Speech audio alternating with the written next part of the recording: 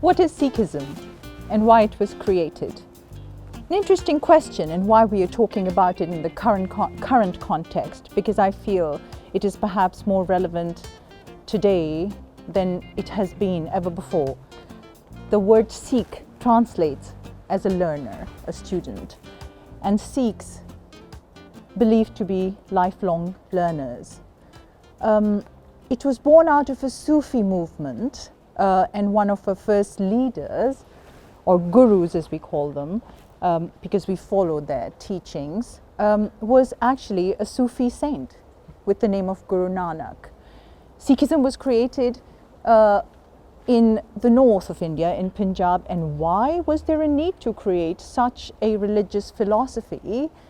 Is because at that time India was being invaded by many foreigners, and most communities felt inadequate to defend themselves. So there was a warrior community created, a people that would embody the saint-soldier image. Saint in their morality and soldiers in their courage to defend the community, the people, and provide them with security.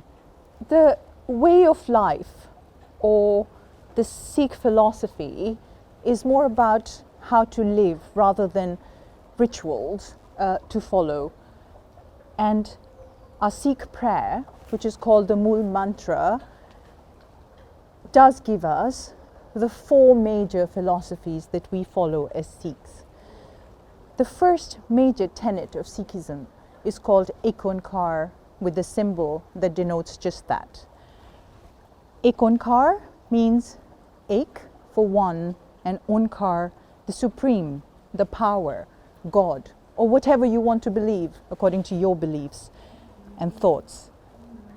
That supreme power is one, so it is a monotheistic religion, and we as Sikhs believe that instead of worshipping what that one or the supreme has created, the veneration has to be for that one power itself.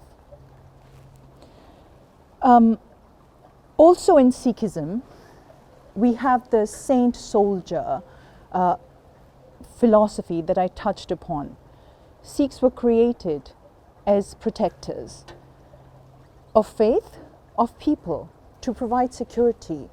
And it was the only religious ideology at that time that said that it was okay to stand up for your rights and raise arms against injustices that were rife at that time.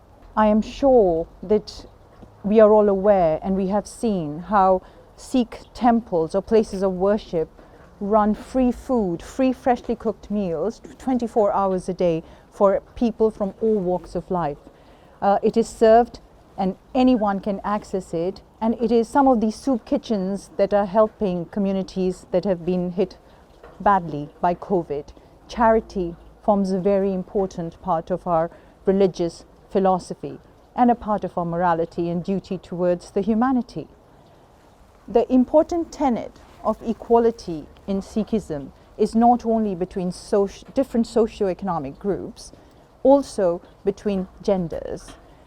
And to make sure that the caste system does not appear in Sikhs' day-to-day life, women are given the surname of Kaur, which means a princess, and men are given the surname of what we call a Singh, which translates literally as a lion.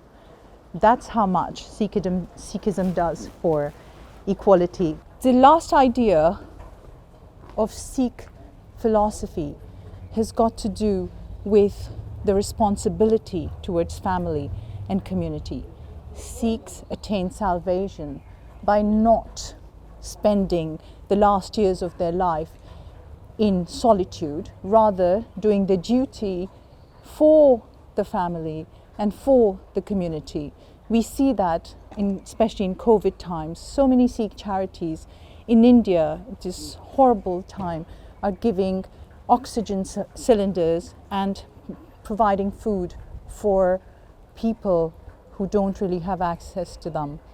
So here it is, a beautiful modern ideology which embodies humanity, community, and service at its soul.